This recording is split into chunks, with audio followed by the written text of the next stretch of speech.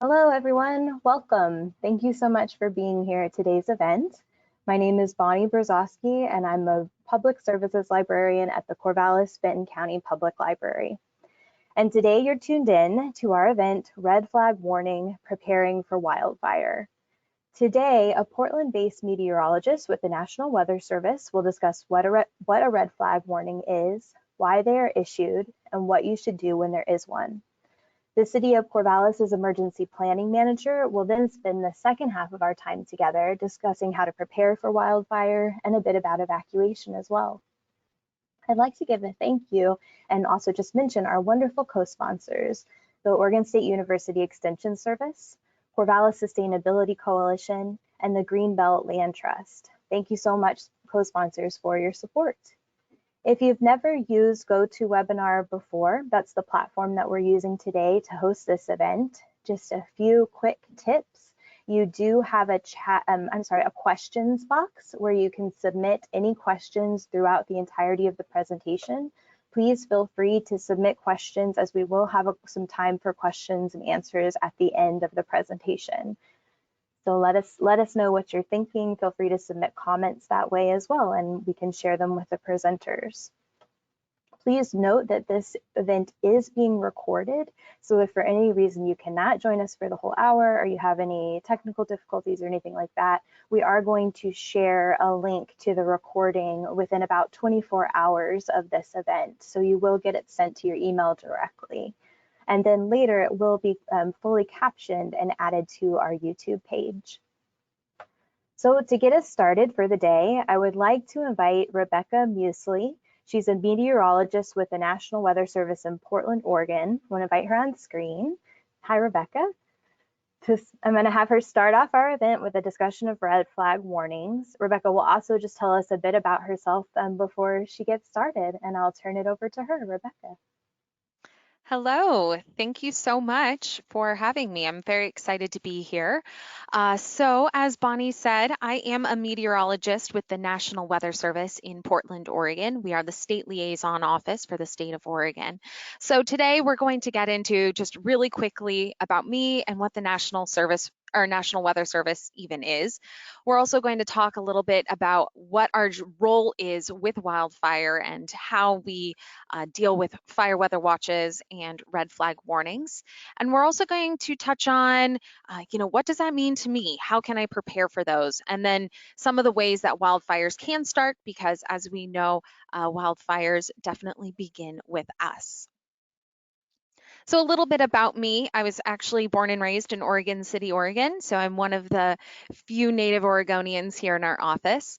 I ended up going to Portland State University, where I got a bachelor's degree in environmental science with a focus in forestry and sustainability.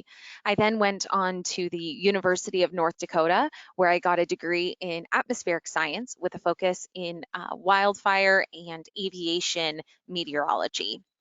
My first job with the National Weather Service, I started back in 2017 in the Anchorage, Alaska office. So within 2 years, I was in Oregon, North Dakota, Alaska.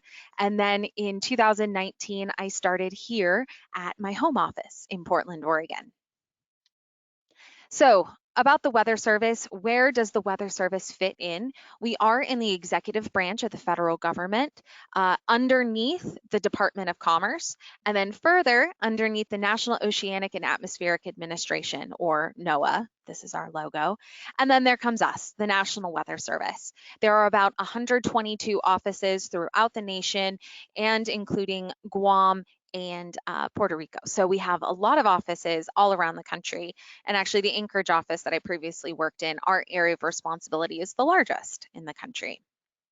Here at the Portland office, we forecast for the southern counties in Washington, and then Oregon counties south through Lane County, and everywhere west of the Cascades out to about 60 nautical miles. So we also forecast for our marine environments. Our mission at the National Weather Service is to provide weather, water, and climate data, forecasts, and warnings for the protection of life, property, and the enhancement of the national economy. That life and property aspect is one that we as meteorologists take incredibly seriously and really drives what we do every day. And then we want to promote a weather-ready nation. So that is where our communities are prepared for any kind of a weather-based or natural kind of severe dependent event. So what is our role when it comes to wildfire? We have a little bit more of a behind the scenes role when it comes to wildfire management and forecasting those wildfires. So our main role is to provide that weather information to our decision making and firefighting resource partners. So that includes other federal agencies, state agencies. We have our National Interagency Fire Center. We have the Bureau of Land Management, Oregon Department of Forestry, the DNR, and National Forest Service. We also have our local and state emergency managers, just like Dave here, and our local safety departments. And lastly, to the public. We work a lot with preparation and communication of those hazards to our public. So, when it comes to fire weather, there are several different components that we look at. The top 3 components we look at are wind and wind speeds. We look at our relative humidity, and then we look if there's going to be any severe weather, so things like lightning storms or thunderstorms. That all comes into play with our fuels. So, and those are our vegetation and other kind of surrounding things that are easily burned. That is our fuel. So when we come into a situation where we've got very low relative humidity, our temperatures have been warm, which enhances that fuel dryness. We're expecting gusty winds, upwards of 25 miles an hour. We could potentially have lightning. Those are the situations that we start to get concerned from a fire weather point of view and from a weather service point of view. That when we start to see those categories and our confidence increases, that's when we really start to message our warning products. We also issue our fire weather watches and the coordinated red flag warnings. And then we also have IMETs, or incident meteorologists, which we'll cover quickly here in a little bit. So a fire weather watch, this is just like any other kind of severe weather watch that you may receive. A fire weather watch means that we are forecasting, but maybe aren't quite sure if we're going to have all of the ingredients we need in order to create an environment that wildfire could quickly spread. So again, we're looking at gusty winds and low humidity, the potential for thunderstorms, and whether or not those are quite going to be there, that's when we're a little bit in question, and that's when we would issue a watch.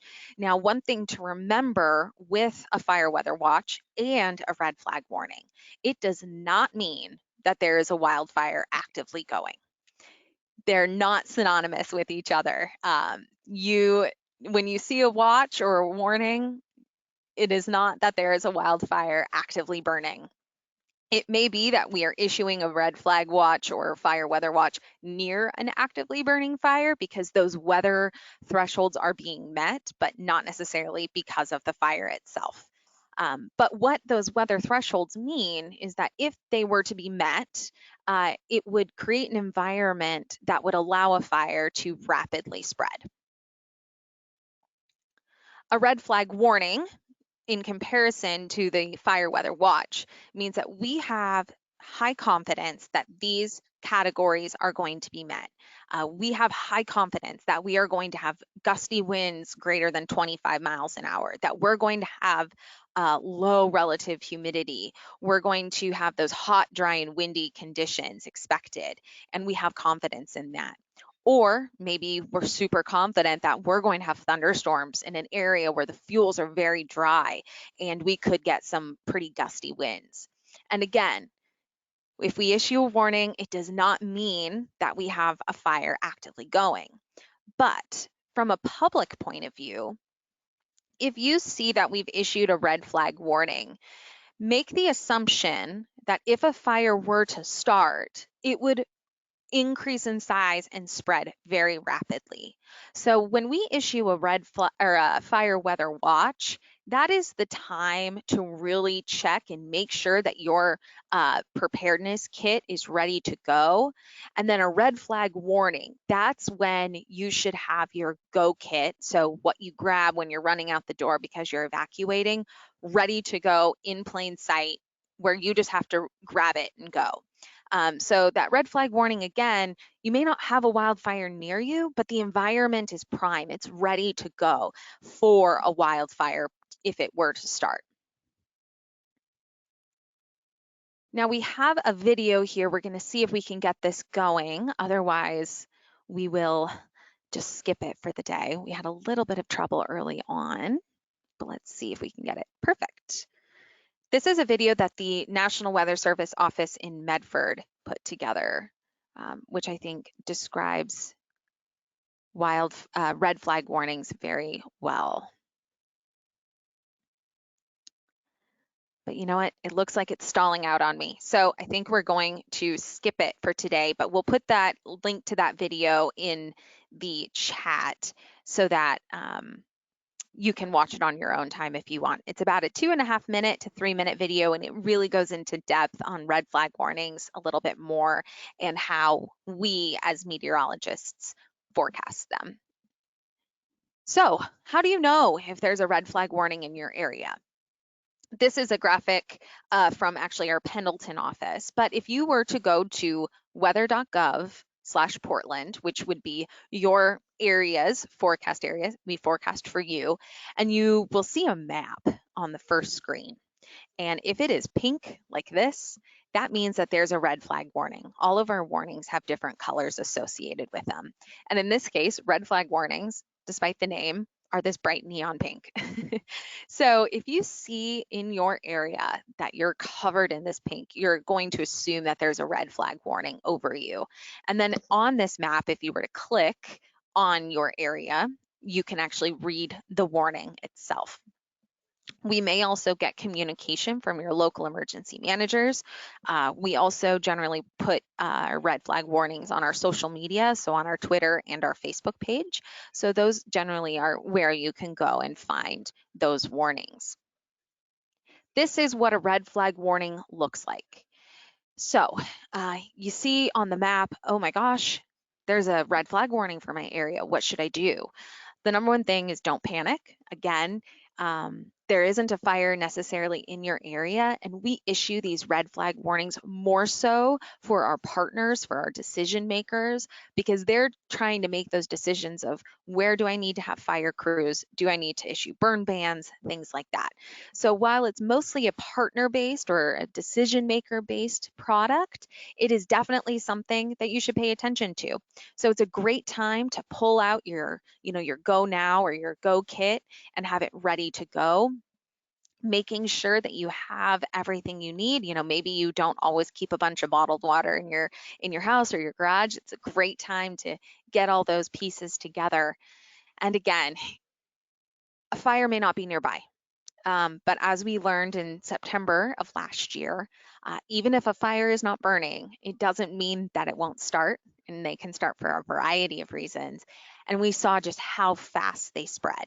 So it's more so a product we issue for our decision makers that they can better make choices that are going to protect their community.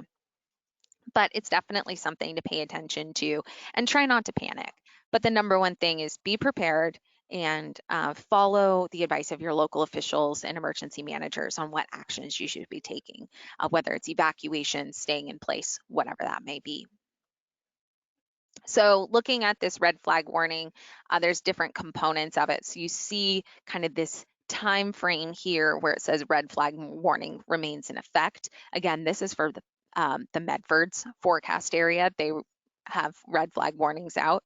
You'll see what the impacts are. So what we could see, what we're forecasting that could create, that is, triggering this red flag warning, the affected area. So this is a general idea of where it might be. So if you're seeing, Northern California, I should probably be looking at that area to make sure I'm not in a red flag warning.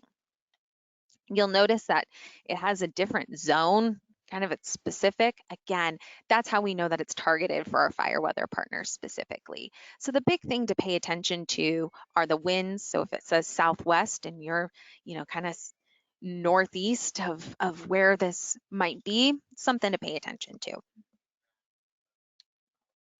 So another role of the Weather Service is our incident meteorology program. Now, this is a very unique and competitive program within the National Weather Service and is truly one of the foundations of what we do to protect our public and property. So we call them IMETs, and they are actually forecasters who go out on the front lines and will go to the command posts and provide on-site weather information. They are usually camping in tents, which is that upper right-hand corner. It's a picture of Julia, one of our IMETs who's based down in Redding, California. And they're responsible for producing forecasts. They're on call pretty much 24 hours a day. They give crew briefings to the fire crews and the fire officials that are making those decisions for fire behavior. They will do updates via the radio if there's any changing weather. They collect data from the actual weather site. So they're holding that kind of balloon here in this upper right-hand corner. This is what we call a radiosonde, and it collects in real-time data from the different layers of the atmosphere. They do a lot of media interviews, and we also give talks.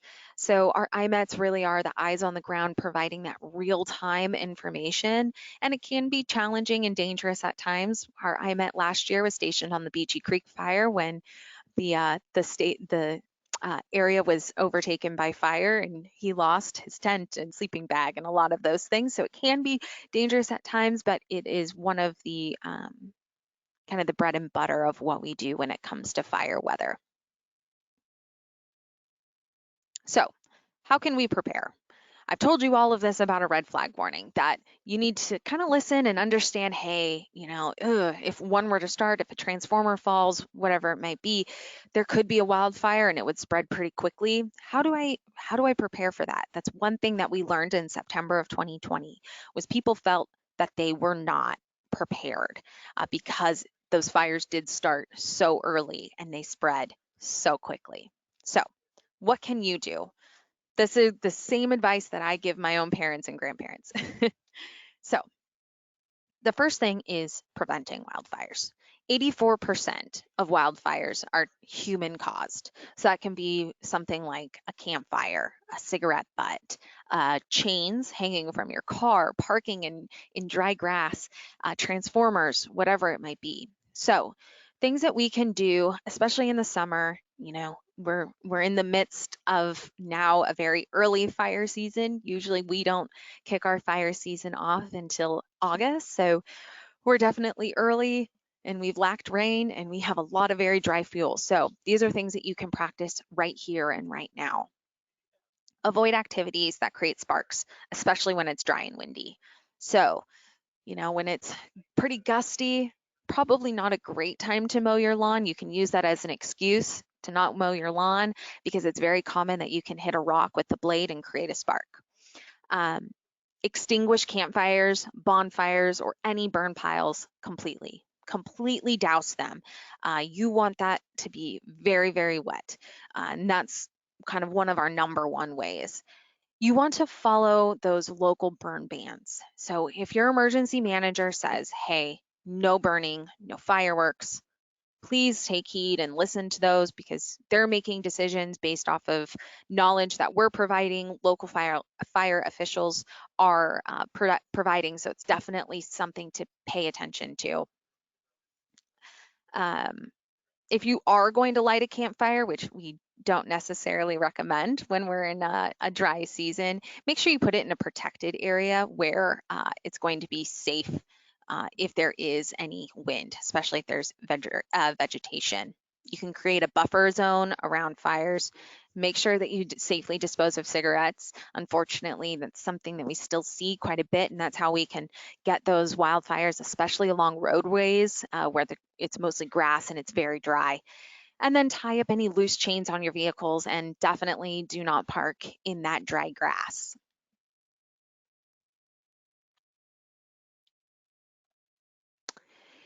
So, why is it important? so we can prevent wildfires, but why is it important to start preparing in this moment? Even though there are no burning wildfires right now in the Corvallis area, they move very fast once they start. So the picture on the left, this is from the Bootleg Fire, from their Facebook page. And here are just a couple of days. This started in early July, but on July 17th, the Bootleg Fire encompassed over 270,000 acres. In one night, it grew by 20,000 acres. And then the 19th, only about 3,000. But then it jumped up. And on the 20th, it rose to over 350,000 acres. And then overnight, up to nearly 390,000 acres. So these wildfires can grow incredibly quickly. And, the Beachy Creek fire and the Lion's Head fire, they grew by multiple tens of acres every minute. It was cruising.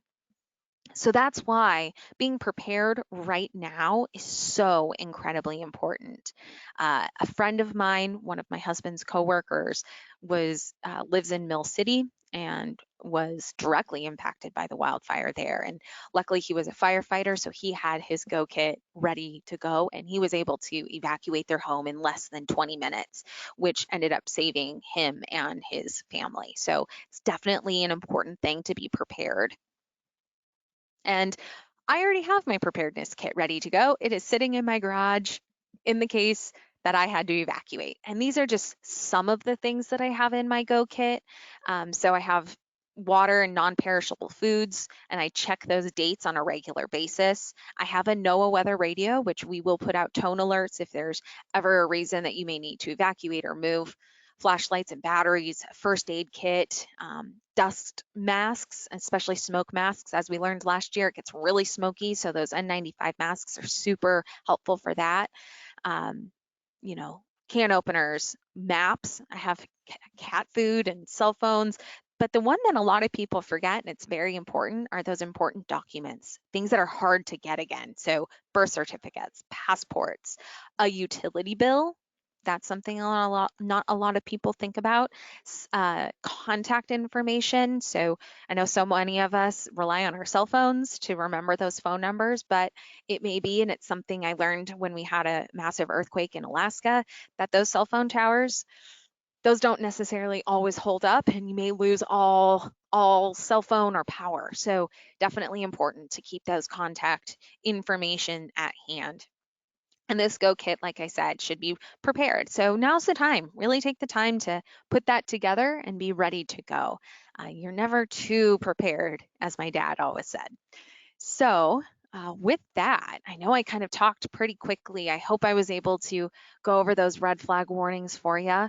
And I'm going to stick around through the rest of the talk, and I can answer any questions you might have, whether it's about fire weather, red flag warnings, preparedness, even what we do a little bit more at the Weather Service. I'm definitely able to hang on and answer those questions for you. So with that, Bonnie, I'm going to hand it back to you. Great, thank you so much, Rebecca. That was wonderful. It was so informative. And so now we're going to invite Dave to join us. So Dave Busby, the City of Corvallis Emergency Planning Manager, will join us now. And I'm going to get his slides ready as well. Hi, everybody. Thank you. That's going to be a tough act to follow. Great job, Rebecca. And pretty much dovetails into everything I would like to talk about. So, thanks, Bonnie, for that up. Yeah, that's me. I am the Corvallis Fire Emergency Planning Manager. I have a fascinating job. I take care of the City of Corvallis, and we're also a joint emergency management effort with Benton County. So when we respond to disasters, we're doing it with the city and the county staff together. So pretty good cooperative effort. Like I said, thanks Bonnie, and Bonnie really for putting this together, but this was one of the things that was identified in all of the work we've done. We just did a community evacuation exercise, and this was the topic of red flag warnings that was kind of identified as a need for discussion with the community. So happy to do this. Um, I'm supposed to give you some background stuff. You can see from the pictures behind me. 28 years Navy, and then I went into emergency management at the federal level as a civil servant for 10 years, basically working at 2 Navy installations commands, really focused on emergency planning, but also training emergency operations centers and doing major exercises that got the federal government and the local communities all to work together. So it was a pretty fun job. I do have a master's in business management, and I'm involved in Vice President of Oregon Emergency Management Association. So I do keep busy. Next slide. So I wanted to share this, and Rebecca just touched on this, but the Boot Lake fire with 388,000 acres is on the FEMA daily operations report. This report came out today, and you can kind of see some of the specifics there. Yeah, it is significant, and it's not something that we want it to be the largest wildfire in the nation, but that's what we have right now. Go to the next slide. Yeah, and this one is just a good example of what the National Weather Service provides. So this morning I listened to, I think you're going to a notes section there.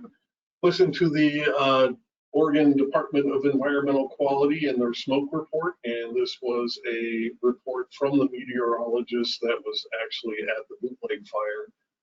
But so we get good information out of them. You can see from that picture right here, the main smoke coming out of Oregon is the Boot Lake fire, and then the Dixie fire is the one that's showing up out of California. But that smoke, if you haven't seen the news, it's actually going all the way across the nation. So it really just kind of drives home the point that yeah, we're in an early fire season. We had our first red flag alert in Benton County was on the 14th of April this year. Talking with all of the firefighters that are here, that's the earliest anybody can remember it ever happening. So that's a couple of decades worth of knowledge from firefighter, fire service. And yeah, it hasn't happened that early that anybody can remember. So I don't think that's going to get any better. I think this is going to continue to be a threat. That's just Dave's personal guess on climate change. It's not going away, and I don't think it's going to. So what can you do? Next slide, Glenn. Thank you for helping me with this. So the number one thing for us, emergency management, is really the tool that I have is either the Lynn Benton Alert, which is a countywide system, or the Corvallis Alert, which really Corvallis Alert is focused on incidents that would impact the safety inside the city limits. So you can sign up for both. They're both on the same system now, and it really is an important thing for us to do. Prepare your homes and businesses, and I've got some slides that talk about each one of these points, but take a look at where you live. There are simple things that you can do now or have somebody do for you that can really improve your home's chance of success for resisting a fire or wildfire. Preparedness plans, Rebecca said it very well, but one of the things that we really need you to do, and we can't do it for you, is kind of figure out your own personal preparedness plans and take a look at those. And then the evacuation discussion I'll cover at the end, and we'll also ready to share some lessons learned from the evacuation exercise that we just did June 19th. Next slide.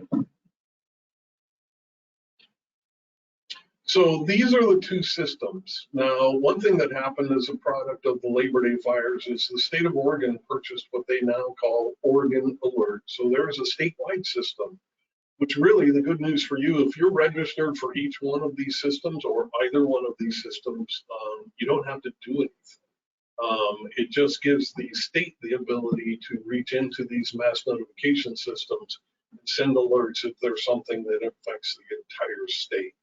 Other than that, Lynn Benton Alert is really focused on Benton County and things that happen within that, which includes the city of Corvallis. And then the Corvallis Alert, again, is really Public Works, Fire, and Police Department, and used on a local basis for, you know, all of the kinds of things that you would need. If you live in the city of Corvallis, I would really ask that you register for both. If you live outside the city of Corvallis, I still ask that you register for both, because that's what you're going to know something's going on. I know you do some shopping in town if you live outside of town, but it is our primary tool to keep you informed. We are very cautious and judicious about how we use those messages, so we're not overusing it.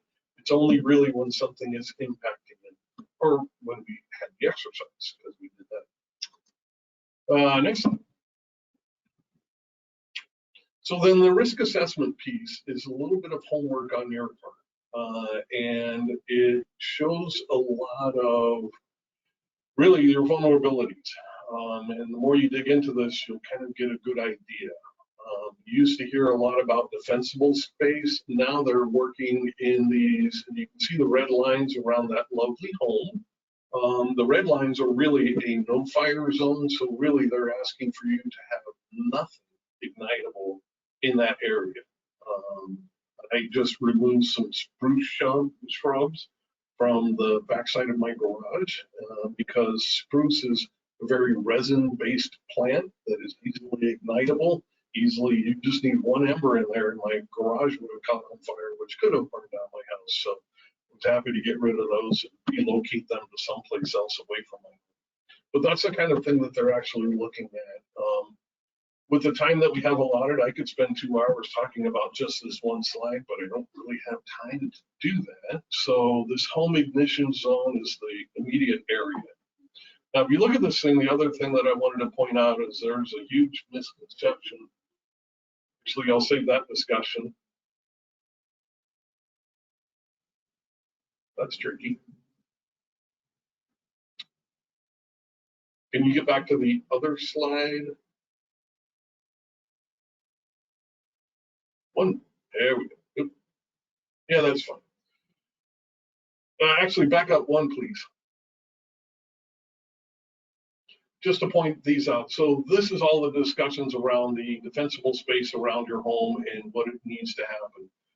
If you're interested in a site visit, our Rural Fire Department, Station 6, will come out and you can schedule a site visit through them at that phone number. If you have, let's say you have neighbors that maybe they're not doing, buddy, you're killing me. This is the number call if you have concerns about or questions about weeds in given areas around your home, whether it's a private property or residential. That goes all the way out to the Rural Fire Protection District. And then ODF will do assessments. They're working right now. CFD, Corvallis Fire, and ODF are working on aligning both of our. We have 2 different tools, and we want to align them. So if we do a outside of Rural Fire Protection District or inside it, we're saying the same things and looking at the same things. So ODF is provided their documents, and we're going to align them so that we're both on the same sheet of music.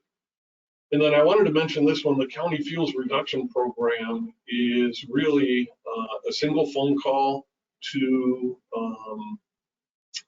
this number right here, the 766-6027. Inga Williams runs that program, and you can get county to either create a chipper program where they show up, and if you've got piles of brush, that is really for Firewise. Hence the little title there, and I'll explain Firewise in a little bit. But there is a program out there in the county that you can do as you work through the fuels reduction. And then Republic wanted us or asked us to remind people they do have an annual event. Doesn't matter where you live. If you have large amounts of fuels that you've cleared off of your property, they have an annual event where you can actually turn that in for free. So keep an eye out for that one. It usually happens in the springtime. And what they said was they're going to put that in their billing statements when those are scheduled and how you can get access to that. Go ahead to the next slide, please. So this one is kind of important to talk about. And I put a picture. This is the Timber Hill shopping area. I'm sorry, it's not. Anyways, this is Circle, so it's downtown. But the comparison between businesses and homes is very similar. And then the other misconception that's out there is that if you're in downtown Corvallis, you don't have to worry about a wildfire. Well, unfortunately, if you look at the Sonoma Complex fire, the Camp Fire, just about every major fire that happened in other states or this state, it started in a rural area and then moved into the urban area. So all it takes is one ember, and an ember can fly a couple of miles and still be effective and hot enough to create a fire. Hits your roof, rolls down into your gutter, which is full of debris, and your house is on fire. So there are no boundaries in this wildfire scenario, especially with a strong wind. I just want to make sure people understand that. So it's really a point of emphasis for us that there is no separation between being prepared for wildfire, both in the city and outside the city, is extremely important. And then businesses, and there are a lot of tools out there for businesses now. Some of the links, I have a handout that I sent Bonnie that she's going to share. But ready.gov is a great tool, and it has a large section of businesses where you can do kind of the similar type work. The property for, a property assessment to be fire resistant. Recommendations for both homes and businesses is to have a good inventory. What's all the stuff that you own? Because after the fire happens, it's not the time to figure out what you owned and how to claim for that. And then insurance. One of the lessons learned from the Labor Day fires in Oregon last year, there's still over 1,000 people that are not back in their homes. There are still people waiting to get their property cleared so they can rebuild it. But I can tell you the people that are doing best are the ones that had a clear insurance policy with their insurance agency. So one of the key takeaways is to take a look at your plan and make sure it's covered for this type of fire incident. And then Rebecca mentioned it very well. One of the things that we got out of the community evacuation exercise discussions was a lot of people are scanning them and either putting their key documents, their wills, their deeds, their birth certificates, all of those kinds of important things that you cannot recreate onto a thumb drive and make a couple copies. One gentleman said, I put mine all up in the cloud. However you do that, take a look at that ahead of time. And then for the businesses, it's just like your family plan. How are you going to communicate what's going on with that business? You have a phone roster. You have a process. Have you talked to your people about what a good phone number would be to call post-incident, or trying to figure this out while it's going on? Absolutely the worst thing to do. And then for businesses, there's a huge effort right now that is ongoing with the state of Oregon. There's multiple agencies that are working on that for the Labor Day fires. There's a lot of things happening to get businesses that were impacted fully supported for their recovery efforts. Next slide. So I just want to touch on this one briefly. FireWise is a great program. Their goal really is exactly what it says: create ignition-resistant communities. They have fuel reduction programs. They have a pretty good process in place to build a neighborhood association around FireWise.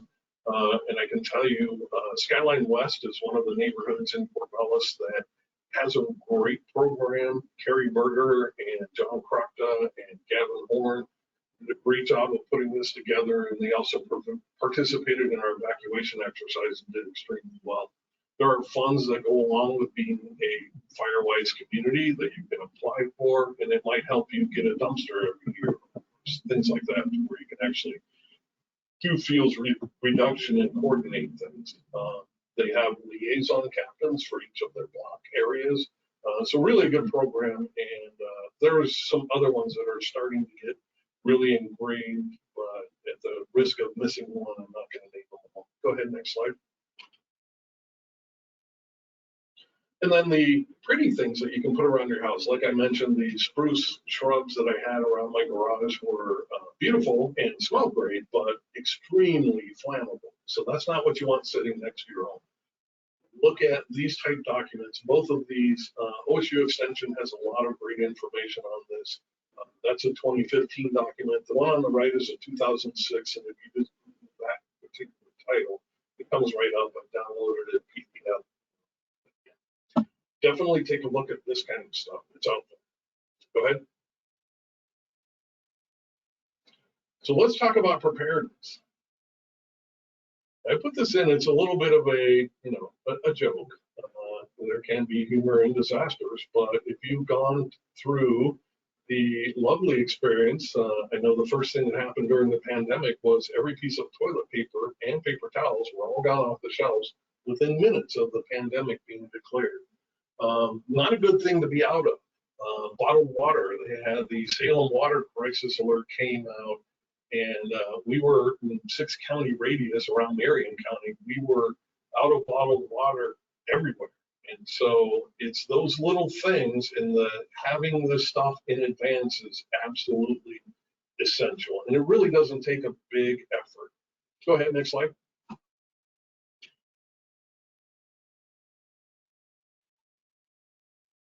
So again, this could be an hour-and-a-half discussion for each one of these, but the bedroom kit idea is that initial, let's say you get a smoke alarm that goes off in the middle of the night. You get woken out of a dead sleep or a light sleep, however you sleep.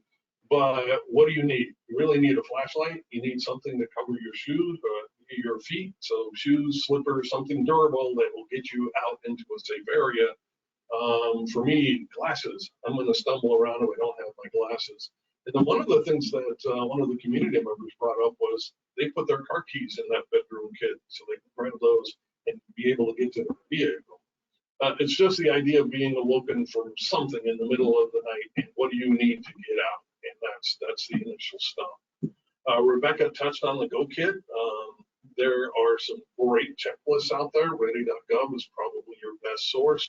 The state of Oregon Office of Emergency Management has other kits. They also have the next one down, which is a great checklist for 2 weeks ready kind of stuff.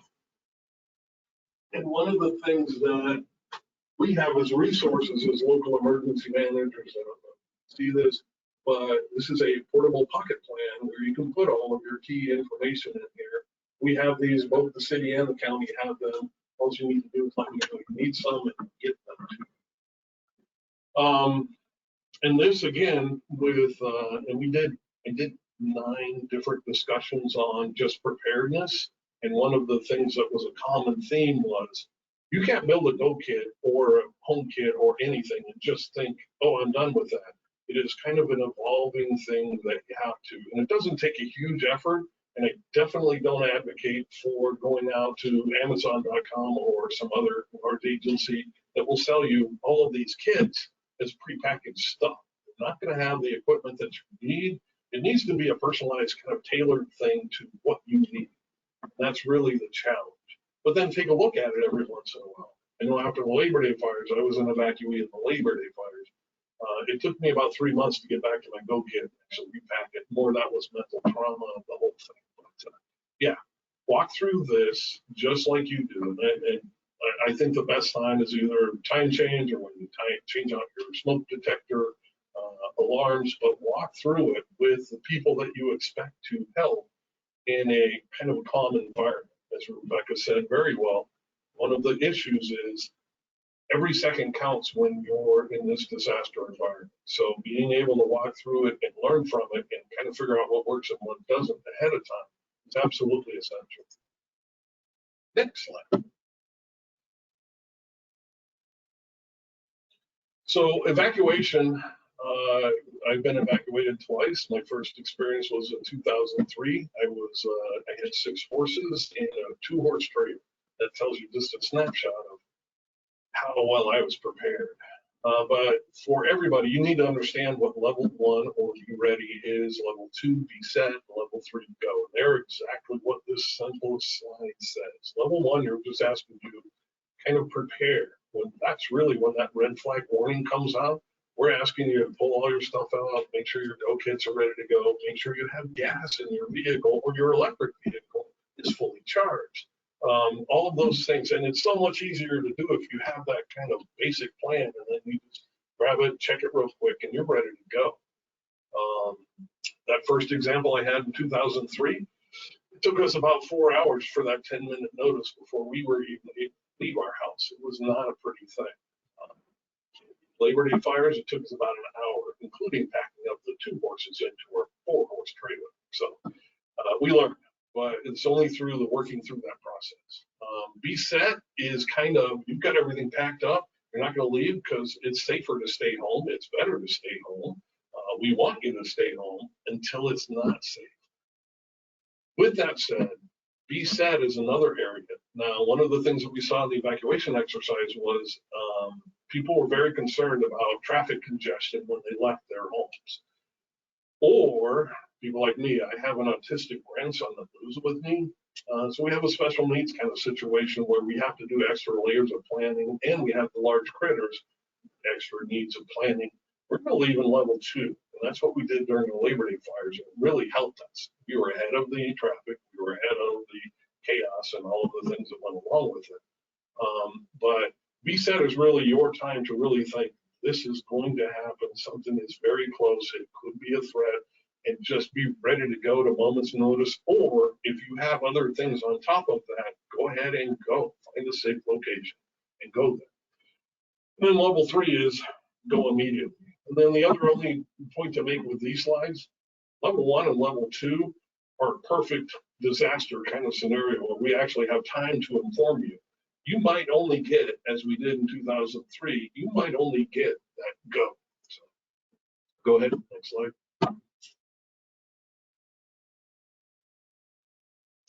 And this is really your evacuation plan. And there are a lot of checklists out there.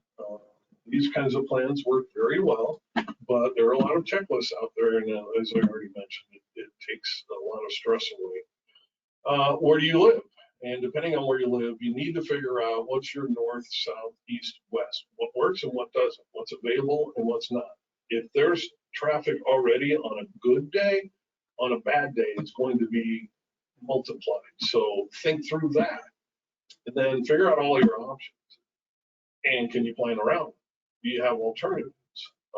We did test the Cardwell Hill evacuation route during the exercise we had, and it worked extremely well. So that was the good news. We have yet to test. I'm going out next week to tour OSU evacuation routes with the OSU force manager.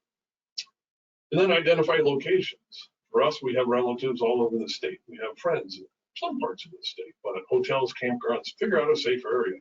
Because this has to be an individual plan. Emergency managers, we're not going to be able to tell you where to go. We're going to be able to tell you where not to go, where the threat is at, where the stay out of, where roads are closed. We can identify those. Where you go beyond that is away from those danger areas to safe areas. And all of that is a challenge for us to get accurate information to you through those mass notification systems. Next slide.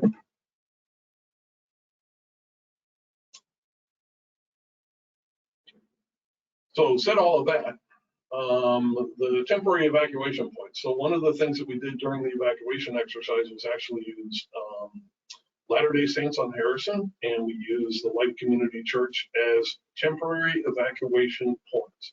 It's really a FEMA concept based on all of the other disasters and hurricanes and everything nationwide. But the temporary evacuation point is basically volunteers, city or county staff that are going to man a location like Life Community Church and be able to let you check in, see if you're support your basic needs, give you information. Hey, you know what? The closest gas station that we know is available is on 99 West in Polk County. Go. All of those kinds of things. It's the basic information and resource coordination. It is not a shelter. It is not where you're going to go and stay. It's just a place for you to check in, get information, get support, and then go on your way to your where you go. Next slide. And some of this Rebecca touched on, but pet plan, absolutely essential. If you've got pets, it's absolutely essential. We're gonna, if we establish a people shelter, just like we did at the Benton County Fairgrounds or Labor Day Fires, we're going to set up a pet shelter someplace. But we need you to have that kit, those supplies, especially like a simple carrier for every pet that you have or plan to move. Showing up with a cat and a pillowcase is not a good plan. Communications plan is all of those things. Text work better than phone calls. Long distance works better than local. So yeah, what is your communications plan? Simply put, we have a sister-in-law in Kansas City that we're going to call and share information if we're not somehow able to communicate with each other. Where are you going to reunify? Local is like a park in the area or someplace safe that you can go to where your family might be able to meet you there. Or long distance is, again, back to that relative plan. And then I already talked about this in extra planning for family members. Go ahead.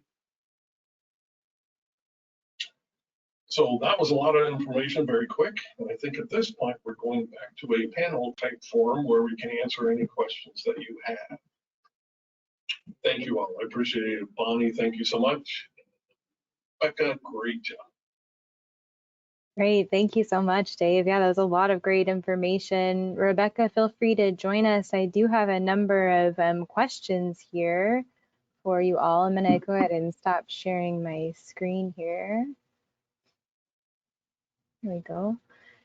Great. So, well, Dale asked, is it possible to get the slides for the various PowerPoint presentations?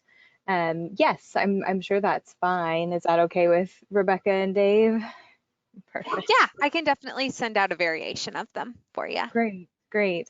And I'll make sure if we can't, I'm not sure if I'll be able to, I'll figure out a way to get them sent to you through the confirmation email. So it may be a link to them or something like that, but I'll get them to you through, I'm sorry, not the confirmation email, the follow-up email that everyone will receive after this event. So I'll make sure that they get included in some way in that email. So thank you for that question, Dale.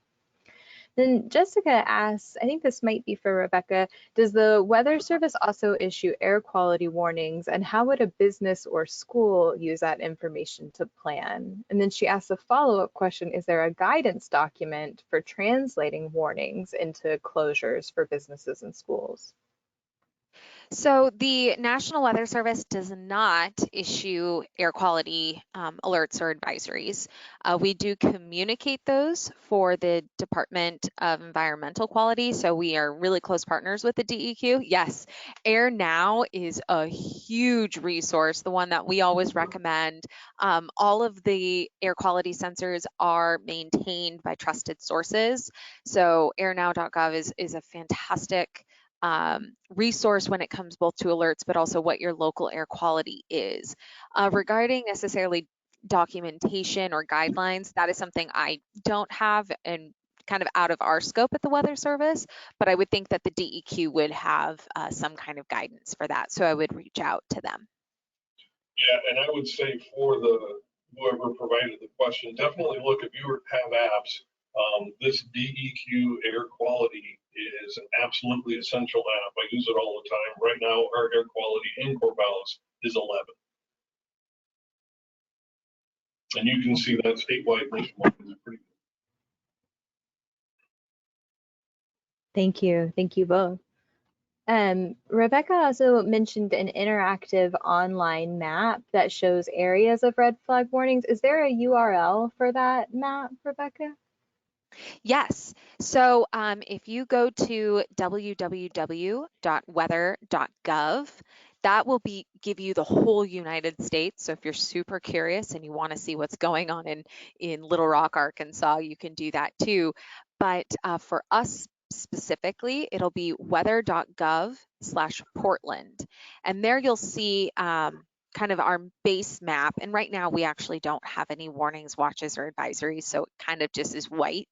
But then if you click on your location, not only will it tell you if there's any warnings for your area, but that's also where you'll find like your 7-day forecast, where you can see if you're looking at high winds, whatever it may be. So if you click on your specific area or type in your zip code in the upper left-hand corner, you can get if there's any warnings for your area.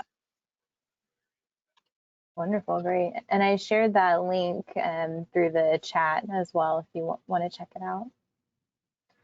Then Annette asks, how will, this might be more for Dave, but either of you might have an answer. How will people who are low income and others who may not have a car be able to evacuate? What do you recommend if you don't have a vehicle?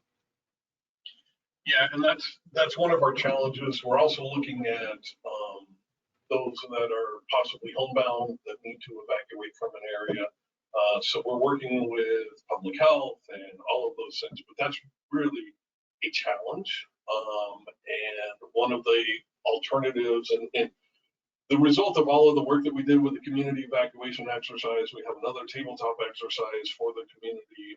We're going to have an evacuation annex, and a component of that will be the transportation.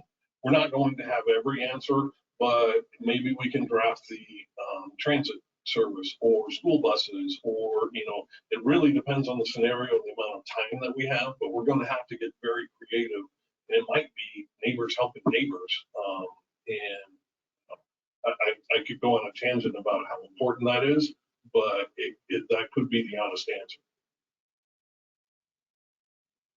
That's great. And John asks, is there a list of ground cover plants and shrubs and their level of flammability? Yeah, and those two documents that I showed have that specific thing in there, and their recommendation of what not to have and what to have. So yes, there is, and I would definitely look at those. And I believe I have the link in that handout that I provided to you. Great, and thanks for reminding me. So there is, for all of the participants, there should be a way to download the handout. I did include it as a file that you should be able to download, but I will also include it in the follow-up email you will receive. So don't worry, you will get those links that way if for any reason you're having trouble downloading the handout or you just don't see it. Great.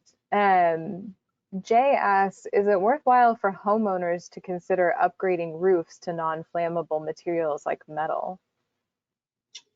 Yeah, I have personal experience with that right now. Yes, it definitely is. Yeah, especially if you have like the old shake shingle. Yeah, that needs to go. Problem is,